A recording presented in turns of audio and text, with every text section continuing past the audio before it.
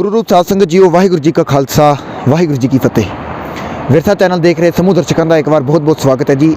दास प्रभजोत सिंह अज की जी विशेष वीडियो आप जी के लिए लेके आए हाँ। संगत जी, आप सब जानते हो कि कश्मीर की सिख जो कि पिछले 30 सालों तो कश्मीर दे विच उस भूमिका दे विच रह रहे ने जिहड़ी भूमिका दुनिया दे विच सामने उभर के नहीं आई है, जिहड़ा इतिहास दुनिया दे विच सामने उभर के नहीं आया है। कश्मीर के सिखां दी प्रॉब्लमां तो सारिआं नूं पता है, पर कश्मीर के सिखां दा वो इतिहास किसी नूं नहीं पता। कश्मीर के सिखां दा खून भरिया इतिहास उस तो वाकफ कराउण दे लई अज दी ये विशेष वीडियो तुहाडे लई लेके आया। संगत जी, अज असीं चले हाँ जी मैजूर नगर इलाके दे विच। 3 फरवरी 2001 का समा सी जिस समय उत्थों दे रहण वाले 7 ਸਿੰਘਾਂ ਨੂੰ नामालूम बंदूक बरदारा ने किसी रंजश विच आके उन्होंने बेरहमी दे नाल कतल कर दिता।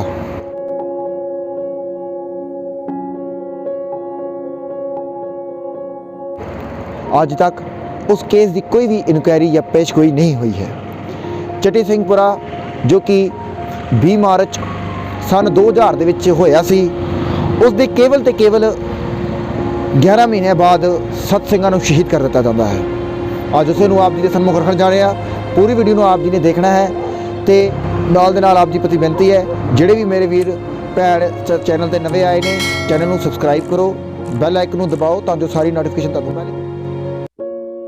कश्मीर ना सिर्फ अपनी सुंदरता लई जानिया जाता है, सगों गैर कुदरती हालात जो अक्सर वापरते हैं ਅਤੇ ਸਾਰੇ ਕੁਦਰਤੀ ਨਿਯਮ ਇਹ ਨਿਰਣਾ ਲੈਣ ਵਿੱਚ ਅਸਫਲ ਹੋ ਜਾਂਦੇ ਹਨ ਕਿ ਕਿਉਂ ਹੋ ਰਿਹਾ ਹੈ ਜਾਂ ਕਿਉਂ ਹੋਇਆ ਹੈ।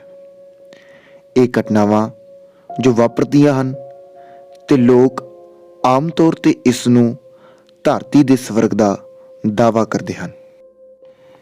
ਇਸ ਤਰ੍ਹਾਂ ਦੀ ਘਟਨਾ ਇੱਕ ਵਾਰ ਫਿਰ ਵਾਪਰੀ ਜਿਸ ਨੇ ਕਸ਼ਮੀਰ ਦੀਆਂ ਠੰਡੀਆਂ ਹਵਾਵਾਂ ਦੀਆਂ ਲਹਿਰਾਂਦੀ ਆਵਾਜ਼ਾਂ ਨੂੰ ਮੁੜ ਚੀਕਾਂ ਅਤੇ ਹੰਝੂਆਂ ਦੀ ਲਹਿਰ ਵਿੱਚ ਬਦਲ ਦਿੱਤਾ। ਉਹ ਘਟਨਾ ਸੀ ਮਹਿਜੂਰ ਨਗਰ ਦੇ ਸਿੰਘਾਂ ਦਾ ਕਤਲੇਆਮ।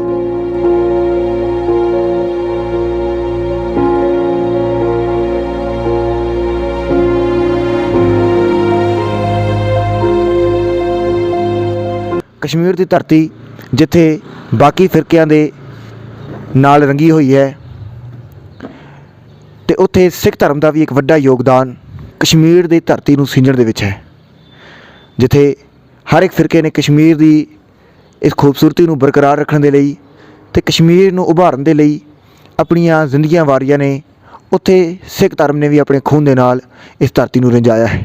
फिर वो भावें 1947 होवे, 2000 का चिट्टी सिंहपुरा कांड होवे ते अज जिस जगह तो आप जी लेके आए हाँ ये है मैजूर नगर, जिथे आप जी दसन जा रहे हैं जी 2001 दे विच 3 फरवरी नूं जो एक बहुत दर्दनाक साका इत्थे भी वापरिया है। दरअसल कुछ एक इत्थों के बाशिंदे जो कि सिख रैणी बैणी के प्रत्यक्ष सन, उन्होंने नामालूम बंदूक बरदारां वालों मार दिता गया, बड़ी बेरहमी नाल कतल कर दिता गया। अज भी उस दे इंसाफ दे लई महजूर नगर के सारे लोग बड़े यतन कर रहे हैं, पर अज तक बाकी केस जिस तरह चिट्टी सिंहपुरा का चल रहा है, जिस तरह पोश खरीदी का चल रहा है, उस तरह महजूर नगर का केस भी अजे तक इसकी कोई भी इनक्वायरी नहीं हुई है। पर साडा फर्ज बनता है कि इस अणडिठे इतिहास नूं, अणसुणे इतिहास नूं आप तक पहुँचाउणा। तो अज असीं इसे जगह पर आए हुए हाँ। इस समय असीं मैजूर नगर के गुरुद्वारा साहिब गुरुद्वारा ਸਿੰਘ सभा मैजूर नगर ਦੇ ਵਿੱਚ आए हाँ, जिथे कि साडे नाल ने इत्थों के मुख ग्रंथी सरदार तरलोक सिंह जी। भाई साहब जी, वाहिगुरू जी का खालसा वाहिगुरू जी की फतेह। आप जी इत्थे मुख ग्रंथी वालों सेवा निभा रहे हो, कितने को साल हो गए ने तुहानूं इत्थे? मैनूं 30 साल हो गए। 30 साल तो इत्थे तुसीं सेवा निभा रहे हो। भाई साहब जी, जिहड़ी भूमिका बनी है उहदे विच दस्सिया है 3 फरवरी 2001 ਨੂੰ ਇੱਥੇ 7 ਸਿੰਘਾਂ ਦੀ ਸ਼ਹਾਦਤ ਹੁੰਦੀ ਹੈ। ਆਪ ਜੀ ਉਸ ਸਮੇਂ ਇੱਥੇ ਗ੍ਰੰਥੀ ਦੇ ਤੌਰ ਤੇ ਸੇਵਾ ਨਿਭਾ ਰਹੇ ਸੀ। ਹਾਂ ਮਿੱਤਰ ਕਰ ਜੀ ਜੀ ਮੇਰੇ ਸੇਵਾ ਕਰਨ ਤੋਂ ਇੱਥੇ ਹੀ ਜੀ। ਕੀ ਕੁਝ ਹੋਇਆ ਸੀ ਉਸ ਸਮੇਂ? ਇੱਥੇ ਇੱਕ ਜਿਹੜਾ ਹੈ ਮੁਸਲਿਮ ਲੜਕੇ ਨੂੰ ਕਿਸੇ ਨੇ ਅਚਾਨਕ ਮਾਰ ਦਿੱਤਾ ਸੀ, ਬੰਦੂਕਧਾਰੀ, ਉਹਦਾ ਕੋਈ ਨਾਂ ਪਤਾ ਨਹੀਂ ਕਿਸਨੇ ਮਾਰਿਆ ਸੀ, ਲੇਕਿਨ ਉਹ ਵਿਰਾਮ ਇਹਨਾਂ ਨੇ ਸਿੱਖਾਂ ਦੇ ਉੱਪਰ ਚਾੜਿਆ ਅੱਛਾ। ਤੇ ਇੱਥੇ ਆ ਕੇ ਅਲੱਗ-ਅਲੱਗ ਸਥਾਨ ਤੇ ਮਹਿਜੂਦ ਨਗਰ ਆ ਕੇ ਇਹਨਾਂ ਨੇ ਸਤ ਸਿੰਘਾਂ ਨੂੰ ਮਾਰ ਦਿੱਤਾ, ਜਿੰਦਾ ਫਿਰ ਸੰਸਕਾਰ ਜਿਹੜਾ ਇਸ ਥੜੇ 'ਤੇ ਹੋਇਆ ਤੇ ਕਾਫੀ ਪਬਲਿਕ ਜਿਹੜੀ ਹੈ ਇੱਥੇ ਇਕੱਠੇ ਹੋਈ ਸੀ, ਅਰਦਾਸਾ ਕੀਤਾ ਗਿਆ ਔਰ ਕਾਫੀ ਜਿਹੜੇ ਹੈ ਬੇਰਹਿਮੀ ਨਾਲ ਉਹਨਾਂ ਨੂੰ ਮਾਰਿਆ ਗਿਆ। ਉਹ ਸਤ ਸਿੰਘ ਜਿਹੜੇ ਸਨ ਉਹਨਾਂ ਨੂੰ ਸ਼ਹੀਦ ਕਰ ਦਿੱਤਾ ਜਾਂਦਾ ਆ 30 ਮਾਰਚ 2000 ਨੂੰ। ਇਸ ਦੇ 1 ਸਾਲ ਪਿੱਛੇ ਚੱਲੀਏ ਤਾਂ ਚਿੱਟੀ ਸਿੰਘਪੁਰਾ ਦੇ ਵਿੱਚ ਵੀ ਇਸੇ ਤਰ੍ਹਾਂ ਦਾ ਕਾਂਡ ਕਰਕੇ 36 ਸਿੰਘਾਂ ਨੂੰ ਸ਼ਹਾਦਤ ਕਰ ਦਿੱਤਾ ਜਾਂਦਾ ਹੈ। ਤੁਹਾਨੂੰ ਕੀ ਲੱਗਦਾ ਹੈ ਕਿ ਇਹ ਪੰਥ ਤੇ ਇੱਕ ਅਟੈਕ ਸੀ ਉਸ ਸਮੇਂ, ਕਿ ਸਿੱਖਾਂ ਦੇ ਉੱਪਰ ਹੀ ਇੱਕ ਪਰਟੀਕੂਲਰ ਅਟੈਕ ਕੀਤਾ ਗਿਆ ਸੀ? ਹਾਂ, ਸਿੱਖਾਂ ਦੇ ਉੱਪਰ ਪੈਟੀਕਲ ਅਟੈਕ ਕੀਤਾ ਗਿਆ ਸੀ। ਜੀ ਜੀ ਜੀ। ਕਿਸੇ ਤਰ੍ਹਾਂ ਦੀ ਸਿੱਖ ਇੱਥੇ ਨਾ ਜਾਣ, ਪਰ ਗੁਰੂ ਦੀ ਕਿਰਪਾ ਵਾਲਾ ਹੈ ਸਿੰਘ ਜਿਸ ਦੇ ਉੱਪਰ ਗੁਰੂ ਦੀ ਬਖਸ਼ਿਸ਼ ਆਏ, ਬਾਜਾ ਵਾਲ ਹੱਥ ਹੋਏ, ਅੱਜ ਤੱਕ ਸਿੰਘਾਂ ਨੇ ਆਪਣਾ ਇੱਥੋਂ ਨਹੀਂ ਛੱਡਿਆ। ਹਿੰਦੁਸਤਾਨ ਨੂੰ ਇਸ ਦਾ ਅਹਿਸਾਸ ਹੋਣਾ ਚਾਹੀਦਾ ਕਿ ਕਸ਼ਮੀਰ ਵਿੱਚ ਅਗਰ ਪੰਡਤ ਤਕਰੀਮ ਸਾਰੇ ਨੱਸ ਗਏ, ਲੇਕਿਨ ਜਿਹੜਾ ਹੈ ਸਿੱਖ ਜਿਹੜੇ ਹਨ ਆਪਣੀ ਦ੍ਰਿੜਤਾ ਦੇ ਨਾਲ ਅਜੇ ਵੀ ਚੜ੍ਹਦੀ ਕਲਾ ਵਿੱਚ ਇੱਥੇ ਵੱਸ ਰਹੇ ਹਨ। ਮਤਲਬ 7 ਬੇਕਸੂਰ ਸਿੰਘਾਂ ਨੂੰ ਇਸੇ ਤਰ੍ਹਾਂ ਹੀ ਤਕਰੀਬਨ ਚਿੱਟੀ ਸਿੰਘਪੁਰਾ ਦੇ, ਮੇਰੇ ਖਿਆਲ ਨਾਲ ਚਿੱਟੀ ਸਿੰਘਪੁਰਾ ਨੂੰ ਹਜੇ ਸਾਲ ਵੀ ਨਹੀਂ ਹੋਇਆ ਸੀ, ਤੇ 3 ਫਰਵਰੀ 2001 ਨੂੰ ਮਜੂਰ ਨਗਰ ਦੀ ਅਲੱਗ-ਅਲੱਗ ਥਾਵਾਂ ਤੇ 7 ਸਿੰਘਾਂ ਨੂੰ ਸ਼ਹਾਦਤ ਕੀਤਾ ਜਾਂਦਾ ਆ। ਤੇ ਕਾਰਨ ਕੀ ਦੱਸਿਆ ਭਾਈ ਸਾਹਿਬ ਜੀ ਵੱਲੋਂ? ਤੁਸੀਂ ਸੁਣਿਆ ਕਿ ਐਸਾ ਪ੍ਰਤੱਖ ਕਰਿਆ ਜਾ ਰਿਹਾ ਸੀ ਕਿ ਕਿਸੇ ਬੰਦੇ ਦਾ ਕਤਲ ਕਰ ਦਿੱਤਾ ਗਿਆ ਸੀ ਨਾਮਾਲੂਮ ਬੰਦੂਕ ਬਰਦਾਰਾਂ ਵੱਲੋਂ, ਤੇ ਇੱਥੇ ਵੀ ਉਹਨਾਂ ਦਾ ਬਦਲਾ ਲੈਣ ਦੇ ਲਈ ਉਹਨਾਂ ਸਿੰਘਾਂ ਨੂੰ ਕਤਲ ਕਰ ਦਿੱਤਾ ਗਿਆ। ਐਸੇ ਹਮਲੇ ਅੱਜ ਵੀ ਸਾਡੇ ਨਾਲ ਹੋਏ। ਪਿੱਛੇ ਜੇ ਆਪਾਂ ਪ੍ਰਿੰਸੀਪਲ ਸ਼ਹੀਦ ਸੁਪਿੰਦਰ ਕੌਰ ਜੀ ਦਾ ਦਿਨ ਮਨਾ ਕੇ ਹਟੇ ਹਾਂ। ਐਸਾ ਲੱਗ ਰਿਹਾ ਹੈ ਕਿ ਇਹ ਅਟੈਕ ਜੋ ਹੈ ਭਾਵੇਂ ਕੋਈ ਵੀ ਕਰਦਾ ਹੋਵੇ, ਪਰ ਮਾਈਨੋਰਟੀ ਦੇ ਵਿੱਚ ਰਹਿਣ ਵਾਲੀ ਕਮਿਊਨਿਟੀ ਜਿਹੜੀ ਕਿ ਘੱਟ ਵਸੋਂ ਕਰਕੇ ਇੱਥੇ ਰਹਿ ਰਹੀ ਹੈ, ਉਹਨਾਂ ਦੇ ਨਾਲ ਐਸਾ ਕਰਨਾ ਸਾਫ਼ ਪ੍ਰਤੀਤ ਹੋ ਰਿਹਾ ਹੈ ਕਿ ਇਹਨਾਂ ਨੂੰ ਇੱਥੋਂ ਇਵੈਕੂਏਟ ਕਰਨ ਦੀ ਗੱਲ ਕਰਦੀ ਜਾ ਰਹੀ ਹੈ। ਪਰ ਕਸ਼ਮੀਰ ਜਿੰਨਾ ਬਾਕੀਆਂ ਦਾ ਹੈ ਉਹਨਾਂ ਸਿੱਖਾਂ ਦਾ ਵੀ ਹੈ। ਕਸ਼ਮੀਰ ਦੇ ਵਿੱਚ ਖਾਲਸਾ ਰਾਜ ਸਥਾਪਿਤ ਹੈ। ਕਸ਼ਮੀਰ ਦੀ ਇੱਕ ਇੱਕ ਚੀਜ਼ ਅੱਜ ਵੀ ਉਸ ਖਾਲਸਾ ਰਾਜ ਦੀ ਸਬੂਤ ਭਰਦੀ ਹੈ ਜਿਸ ਨੂੰ ਮਹਾਰਾਜਾ ਰਣਜੀਤ ਸਿੰਘ ਨੇ ਚਲਾਇਆ ਹੈ। ਸੋ ਇੱਥੋਂ ਕੋਈ ਵੀ ਬੰਦਾ ਇਹ ਨਾ ਸੋਚੇ ਕਿ ਕਸ਼ਮੀਰ ਕਿਸੇ ਹੋਰ ਦਾ ਹੈ। ਕਸ਼ਮੀਰ ਦੇ ਵਿੱਚ ਜਿੱਥੇ ਬਾਕੀਆਂ ਨੇ ਆਪਣਾ ਖੂਨ ਡੋਲਿਆ ਹੈ, ਉੱਥੇ ਪੰਥ ਦਾ ਵੀ ਖੂਨ ਡੋਲਿਆ ਹੈ। ਮਹਿਜੂਰ ਨਗਰ ਸ਼ਹਿਰ ਦੇ ਵਿੱਚ, ਸ੍ਰੀਨਗਰ ਸਿਟੀ ਦੇ ਵਿੱਚ ਐਸੀ ਚੀਜ਼ ਵਾਪਰਨੀ ਅੱਜ ਤੱਕ ਕੋਈ ਇਨਕੁਆਇਰੀ ਵਗੈਰਾ ਇਸ ਚੀਜ਼ ਦੀ ਕੋਈ ਨਹੀਂ ਹੋਇਆ ਅੱਜ ਤੱਕ, ਕੋਈ ਇਨਕੁਆਇਰੀ ਨਹੀਂ। ਕੋਈ ਨਹੀਂ। ਮਤਲਬ ਤੁਸੀਂ ਅੰਦਾਜ਼ਾ ਲਾ ਸਕਦੇ ਹੋ ਅੱਜ ਮੇਰੇ ਖਿਆਲ ਨਾਲ ਇਸ ਭਾਣੇ ਨੂੰ ਵੀ 21 ਸਾਲ ਹੋ ਗਏ ਨੇ, ਤੇ 21 ਸਾਲ ਬਾਅਦ ਵੀ ਕੋਈ ਇਨਕੁਆਇਰੀ ਨਾ ਹੋਣਾ। ਤੇ ਜਿੱਥੇ ਬਾਕੀਆਂ ਨੂੰ ਇਤਨਾ ਕੁਝ ਹੋ ਜਾਂਦਾ, ਕੋਈ ਅਗਰ ਨਿੱਕਾ ਜਿਹਾ ਵੀ ਕੁਝ ਹੋ ਜਾਵੇ ਇਸ ਦੇਸ਼ ਦੇ ਵਿੱਚ, ਉਹਦੀ ਇਨਕੁਆਇਰੀ ਮਿੰਟ ਵਿੱਚ ਹੋ ਜਾਂਦੀ ਹੈ। ਤੇ ਅੱਜ ਤੱਕ ਇਹਨਾਂ ਕਾਂਡਾਂ ਦੀ ਇਨਕੁਆਇਰੀ ਕਿਉਂ ਨਹੀਂ ਹੋਈ? ਸਿੱਖਾਂ ਦੇ ਜਿਹੜੇ ਮਸਾਇਲ ਨੇ ਉਹਨਾਂ ਨੂੰ ਰੋਕ ਕੇ ਕਿਉਂ ਰੱਖਿਆ ਗਿਆ ਹੈ? ਕਿਉਂ ਅੱਜ ਤੱਕ ਵੀ ਸਾਡੇ ਸਿੱਖ ਜਿਹੜੇ ਨੇ ਉਹ ਮਾਈਨੋਰਟੀ ਸਟੇਟਸ ਦੇ ਕਰਕੇ ਸੜਕਾਂ 'ਤੇ ਦਰਬਦਰ ਹੋ ਰਹੇ ਨੇ? ਇਹ ਸਵਾਲ ਇੱਥੋਂ ਦੀ ਪ੍ਰਸ਼ਾਸਨ ਤੱਕ ਹੈ, ਸਾਡੀ ਸਿੱਖ ਲੀਡਰਸ਼ਿਪ ਤੱਕ ਹੈ, ਜਿਹੜੀ ਪਿਛਲੇ ਕਾਫੀ ਸਮੇਂ ਤੋਂ ਅਗਵਾਈ ਦੇ ਤੌਰ ਤੇ ਕੇਵਲ ਸਿੱਖਾਂ ਨੂੰ ਭਰਮ ਭੁਲਾ ਰਹੀ ਹੈ। ਉਹਨਾਂ ਨੂੰ ਚਾਹੀਦਾ ਹੈ ਕਿ ਐਸੇ ਰਹਿਣੀ ਬਹਿਣੀ ਦੇ ਪ੍ਰਤੱਖ ਕਸ਼ਮੀਰ ਦੇ ਜਿਹੜੇ ਗੁਰਸਿੱਖ ਰਹਿ ਰਹੇ ਨੇ ਉਹਨਾਂ ਦੇ ਮਸਲਿਆਂ ਨੂੰ ਵੇਖਣਾ।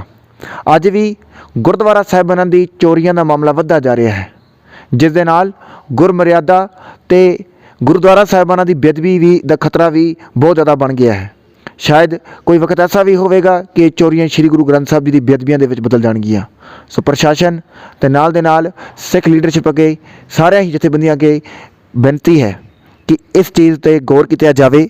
ਨਾਲ ਦੇ ਨਾਲ ਮੈਂ ਆਪਣੇ ਸਰੋਤਿਆਂ ਤੱਕ ਵੀ ਇਹ ਚੀਜ਼ ਰੱਖਦੇ ਹਾਂ ਕਿ ਜ਼ਰੂਰ ਕਸ਼ਮੀਰ ਦੀ ਘਾਟੀ ਦੇ ਵਿੱਚ ਜਦੋਂ ਫਿਰਦੇ ਹੋ ਤਾਂ ਯਾਦ ਰੱਖਿਓ ਕਿ ਉਹਨਾਂ ਖੂਨਾਂ ਦੇ ਕਰਕੇ, ਆਪਣੇ ਸ਼ਹੀਦਾਂ ਦੇ ਸਿਰਾਂ ਦੇ ਕਰਕੇ ਤੁਸੀਂ ਇਸ ਘਾਟੀ ਦੇ ਵਿੱਚ ਚੱਲ ਰਹੇ ਹੋ। ਲੋੜ ਹੈ ਕਿ ਅਸੀਂ ਸਾਰੇ ਆਪਣੇ ਸ਼ਹੀਦਾਂ ਦੀ ਇਸ ਧਰਤੀ 'ਤੇ ਇਹਨੂੰ ਉਬਾਰੀਏ ਤੇ ਇੱਥੇ ਰਹਿ ਕੇ ਪੂਰੀ ਦੁਨੀਆ ਭਰ ਦੇ ਵਿੱਚ ਦੱਸੀਏ ਕਿ ਕਸ਼ਮੀਰ ਦਾ ਸਿੱਖ ਕਿੰਨਾ ਨਿਡਰ ਹੈ। ਆਪ ਜੀ ਦਾ ਬਹੁਤ ਬਹੁਤ ਧੰਨਵਾਦ ਭਾਈ ਸਾਹਿਬ ਜੀ, ਆਪਣਾ ਸਮਾਂ ਆਪ ਜੀ ਨੇ ਦੱਸਿਆ ਹੈ। ਤੇ ਆਓ ਤੁਹਾਨੂੰ ਅੱਗੇ ਵੀ ਆਪਾਂ ਦਰਸ਼ਨ ਕਰਾਉਂਦੇ ਹਾਂ। ਭਾਈ ਸਾਹਿਬ ਜੀ ਇਸ ਜਗ੍ਹਾ ਤੇ ਇਹਨਾਂ ਦਾ ਸੰਸਕਾਰ ਹੋਇਆ ਸੀ? ਹਾਂ ਇਹਨੇ ਜਗ੍ਹਾ ਅੱਛਾ, ਇਸ ਜਗ੍ਹਾ ਤੇ ਸਤ ਸਿੰਘਾਂ ਦਾ ਸੰਸਕਾਰ। ਸੋ ਜਿਹੜੀ ਆਪ ਜੀ ਜਗ੍ਹਾ ਦੇਖ ਰਹੇ ਹੋ, ਇਸ ਜਗ੍ਹਾ ਤੇ ਜਦੋਂ ਸ਼ਹੀਦ ਸਿੰਘ ਹੋ ਗਏ ਸਨ ਤੇ ਸਤ ਸਿੰਘਾਂ ਦਾ ਸੰਸਕਾਰ ਇਸ ਜਗ੍ਹਾ ਤੇ ਕੀਤਾ ਗਿਆ। ਸੋ ਸਾਧ ਸੰਗਤ ਜੀ, ਗੁਰਦੁਆਰਾ ਸਿੰਘ ਸਭਾ ਮਹਿਜੂਰ ਨਗਰ ਦੇ ਵਿੱਚ ਉਹਨਾਂ ਸ਼ਹੀਦਾਂ ਦੀ ਯਾਦ ਦੇ ਵਿੱਚ ਇੱਕ ਸਲੇਟ ਇੱਥੇ ਲਗਾਈ ਗਈ ਹੈ, ਜਿੱਥੇ ਕਿ ਲਿਖਿਆ ਗਿਆ ਹੈ ਇੱਕ ਓਂਕਾਰ ਸਤਿਗੁਰ ਪ੍ਰਸਾਦ, ਗੁਰਦੁਆਰਾ ਸਿੰਘ ਸਭਾ ਮਹਿਜੂਰ ਨਗਰ ਸ਼੍ਰੀਨਗਰ। ਬਾਣੀ ਦੀ ਤੁਕ ਲਿਖੇ ਉਹਨਾਂ ਸਾਰਿਆਂ ਦੇ ਨਾਮ ਦੇਖ ਸਕਦੇ ਹੋ ਆਪ ਜੀ। ਸਰਦਾਰ ਧਰਮਿੰਦਰ ਸਿੰਘ, ਸਰਦਾਰ ਸੁਮੀਤਪਾਲ ਸਿੰਘ, ਸਰਦਾਰ ਸਤਨਾਮ ਸਿੰਘ, ਸਰਦਾਰ ਗੁਰਮੀਤ ਸਿੰਘ, ਸਰਦਾਰ ਚਰਨਜੀਤ ਸਿੰਘ, ਸਰਦਾਰ ਸੂਰਜ ਸਿੰਘ, ਸਰਦਾਰ ਬਲਵੰਤ ਸਿੰਘ। ਮਿਤੀ 3 ਫਰਵਰੀ 2001 ਨੂੰ 7 ਨਿਹੱਥੇ ਨਿਰਦੋਸ਼ ਸਿੰਘ ਸ਼ਹੀਦ ਕੀਤੇ ਗਏ। ਸੋ ਇਹਨਾਂ ਵਿੱਚੋਂ ਕਈ ਪਰਿਵਾਰ ਜਿਹੜੇ ਨੇ ਉਹ ਇੱਥੋਂ ਹੁਣ ਸ਼ਿਫਟ ਹੋ ਚੁੱਕੇ ਨੇ ਬਾਕੀਆਂ ਥਾਵਾਂ ਤੇ। ਮਹਿਜੂਰ ਨਗਰ ਦਾ ਹੱਤਿਆਕਾਂਡ ਕਿਸੇ ਬਦਲੇ ਦੀ ਭਾਵਨਾ ਜਾਂ ਏਕਤਾ ਭਾਵਨਾ ਨੂੰ ਖਤਮ ਕਰਕੇ ਫਿਰਕਾਪਰਸਤ ਸੋਚ ਨੂੰ ਉਭਾਰਨ ਲਈ ਗਣੀ ਮਿੱਥੀ ਸਾਜ਼ਿਸ਼ ਨਾਲ ਵਾਪਰਿਆ। ਇਸ ਬਾਰੇ ਕੋਈ ਵੀ ਨਿਰਣਾ ਨਹੀਂ ਲਿਆ ਜਾ ਸਕਦਾ। ਨਿਰਣਾ ਲਿਆ ਵੀ ਕਿਵੇਂ ਜਾਵੇ ਜਦ ਇਹਨਾਂ ਮਾਮਲਿਆਂ ਨੂੰ ਕੇਵਲ ਖੁਦ ਮੁਖਤਿਆਰੀ ਦੀ ਸਫਲਤਾ ਅਤੇ ਸਿਆਸੀ ਰੰਚਾ ਪਿੱਛੇ ਅਣਦੇਖਾ ਕਰ ਦਿੱਤਾ ਜਾਂਦਾ ਹੈ।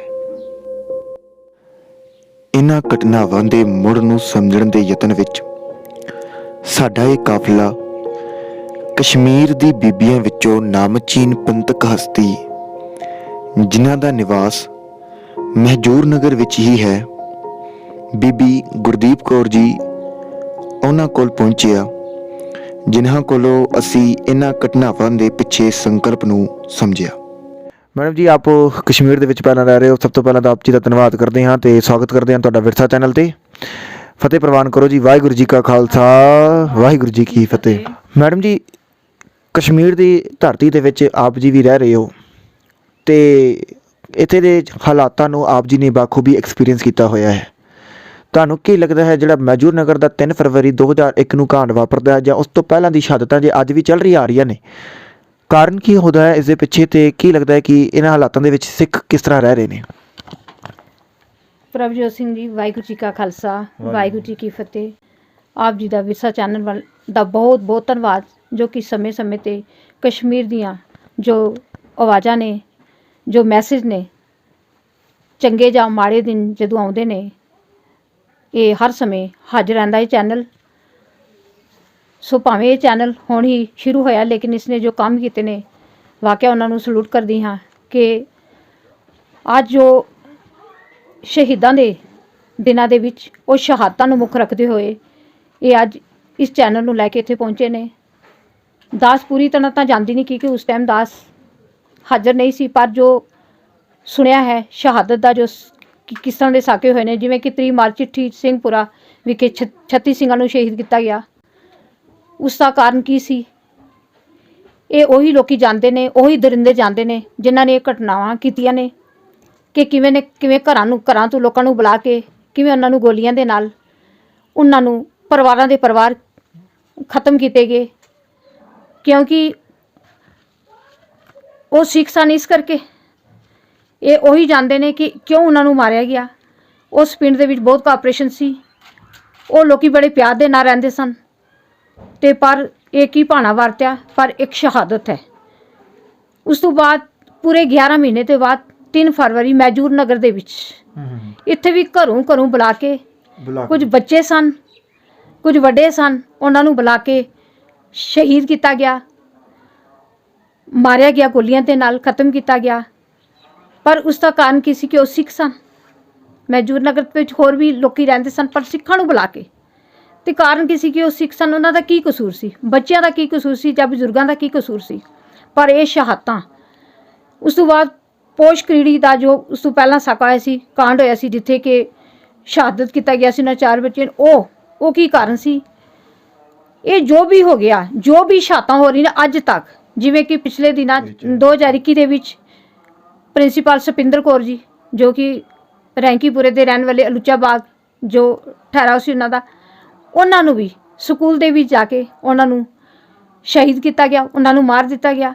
ਕਾਰਨ ਕੀ ਸੀ? ਕੋਈ ਇੱਕ ਸਰਦਾਰ ਸੀ, ਇਸ ਕਰਕੇ, ਜਾਂ ਕੋਈ ਵੀ ਹੋ ਇਨਸਾਨ ਹੈ, ਪਰ ਲੇਕਿਨ ਉਸ ਦਾ ਕਾਰਨ ਕਿ ਜੋ ਚੰਗਾ ਕੰਮ ਕਰੇਗਾ ਜਾਂ ਕੌਮ ਨੂੰ ਕੁਝ ਦੇ ਰਿਹਾ ਹੈ, ਕਿਉਂਕਿ ਅਗਰ ਜਿੰਨਾ ਸਿੱਖਾਂ ਨੂੰ ਮਾਰਿਆ ਗਿਆ, ਵਾਕਿਆ ਉਹ ਸਿੱਖ ਨੇ, ਉਹ ਗੁਰੂ ਨਾਨਕ ਦੇ ਸਿੱਖ ਨੇ, ਉਹ ਗੁਰੂ ਨਾਨਕ ਦੇ ਘਰ ਦੇ ਉਹ ਬੰਦੇ ਨੇ ਜਿਹੜੇ ਸਰਬਤ ਦਾ ਭਲਾ ਮੰਗਦੇ ਨੇ, ਕਦੇ ਦੂਜਿਆਂ ਦੇ ਦੋਖੀ ਬਣਦੇ ਹੀ ਨਹੀਂ।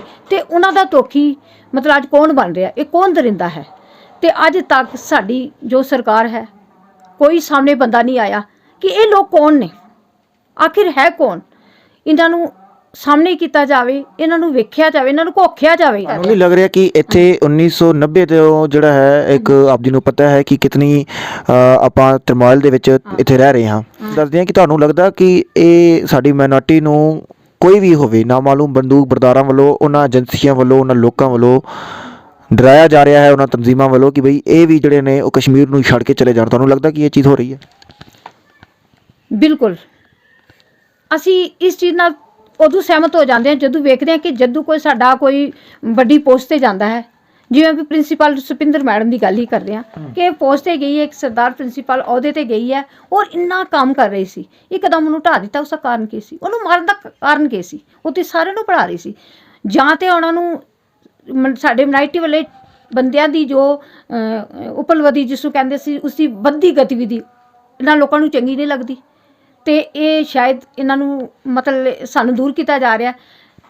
ਲੇਕਿਨ ਸਿੱਖ ਕੌਮ ਐਸੀ ਕੌਮ ਹੈ ਕਿ ਇਹ ਜਿੱਥੇ ਵੀ ਰਹੇਗੀ, ਇਸਨੇ ਹਮੇਸ਼ਾ ਚੜ੍ਹਦੀ ਕਲਾ ਵਿੱਚ ਰਹਿ ਕੇ ਤੇ ਕੰਮ ਕਰਨੇ ਨੇ, ਡਰਨ ਵਾਲੀ ਕੌਮ ਨਹੀਂ ਹੈ। ਹੁਣ ਜੋ ਪਹਿਲੇ ਸ਼ਹਾਦਤਾਂ ਹੁੰਦੀਆਂ ਸਨ, ਪਹਿਲੇ ਸ਼ਹਾਦਤਾਂ ਬੰਦ ਕੱਟੇ ਜਾਂਦੇ ਸਨ, ਖੋਪੜੀਆਂ ਤਰੋਈਆਂ ਜਾਈਆਂ ਸਨ, ਅੱਜ ਸਾਨੂੰ ਰੂਹਾਨੀਅਤ ਪੱਖੋਂ ਮਾਰਿਆ ਜਾ ਰਿਹਾ। ਅੱਜ ਸਾਨੂੰ ਰੂਹਾਨੀਅਤ ਪੱਖੋਂ ਸਾਡੇ ਇਖਲਾਕ, ਸਾਡੀ ਇਕਸਾਰਤਾ ਨੂੰ ਖਤਮ ਕਰਕੇ ਸਾਡੇ ਜਥੇਬੰਦੀਆਂ ਫੁੱਟ ਪਾ ਕੇ ਸਾਨੂੰ ਸ਼ਹੀਦ ਕੀਤਾ ਜਾ ਰਿਹਾ।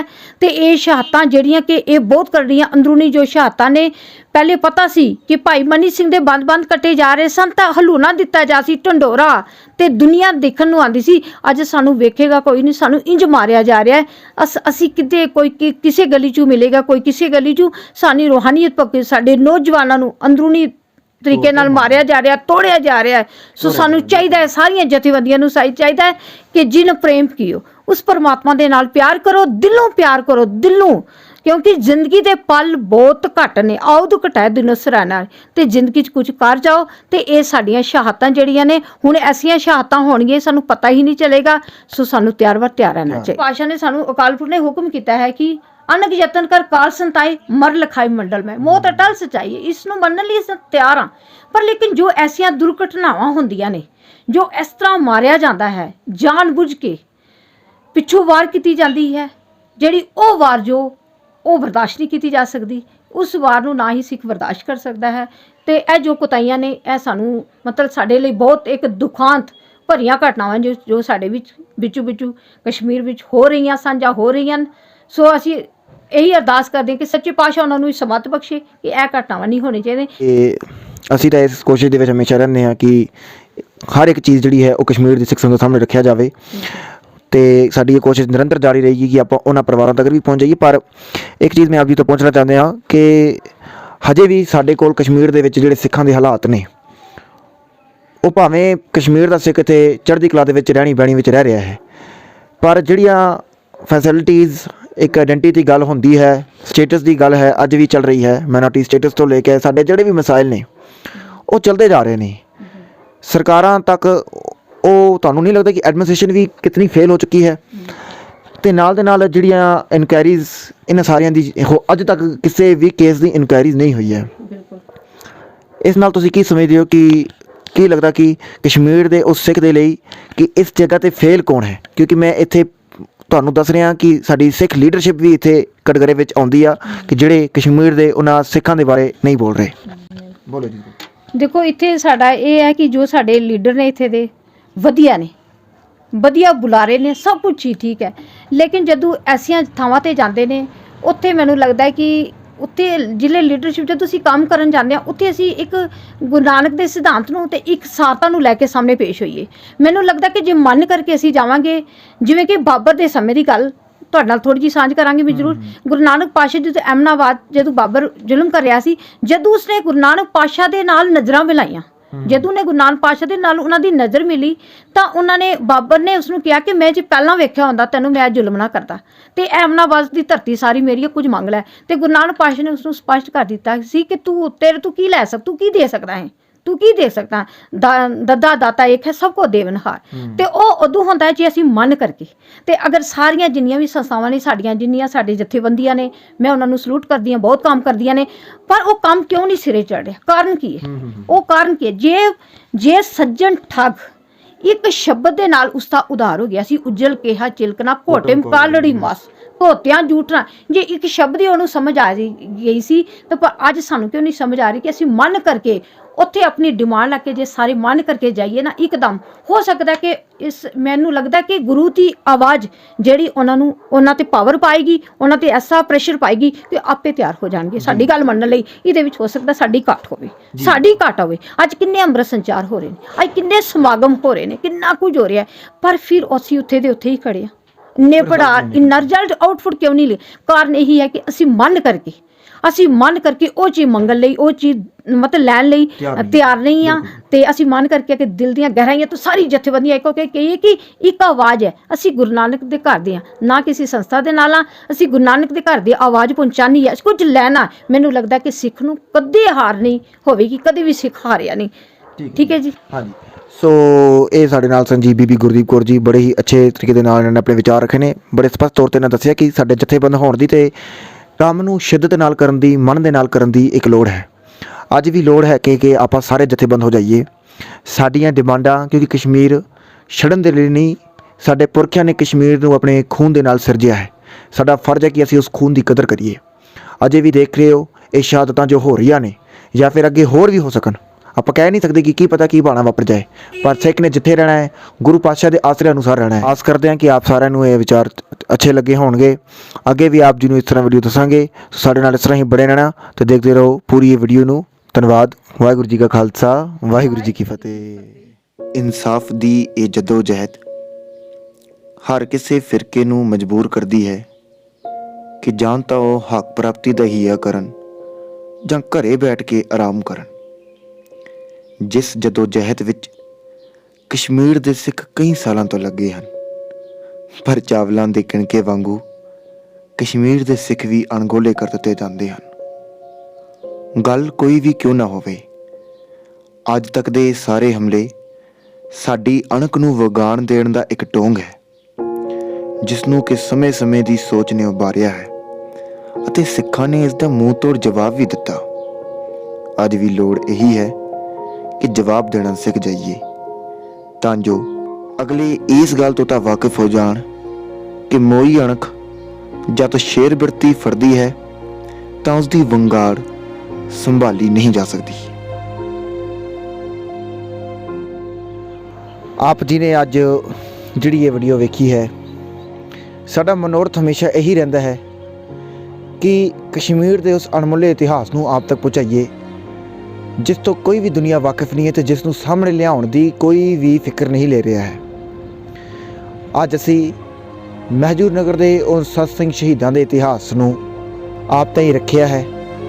ਕੋਸ਼ਿਸ਼ ਕਰੀਏ ਕਿ ਹਮੇਸ਼ਾ ਇਹਨਾਂ ਸ਼ਹੀਦਾਂ ਦੀ ਯਾਦ ਨੂੰ ਆਪਣੇ ਦਿਲ ਦੇ ਵਿੱਚ ਵਸਾ ਕੇ ਇਹ ਧਿਆਨ ਦੇ ਵਿੱਚ ਰੱਖੀਏ ਕਿ ਜਦੋਂ ਸਿੱਖੀ ਸਿਦਕ ਦੇ ਵਿੱਚ ਜਨਮ ਲਿਆ ਹੈ, ਸਿੱਖੀ ਰੂਪ ਦੇ ਵਿੱਚ ਜਨਮ ਲਿਆ ਹੈ, ਤਾਂ ਇਸ ਖੰਡੇ ਦੀ ਧਾਰ 'ਤੇ ਸਾਨੂੰ ਨੱਚਣਾ ਵੀ ਆਉਣਾ ਆ।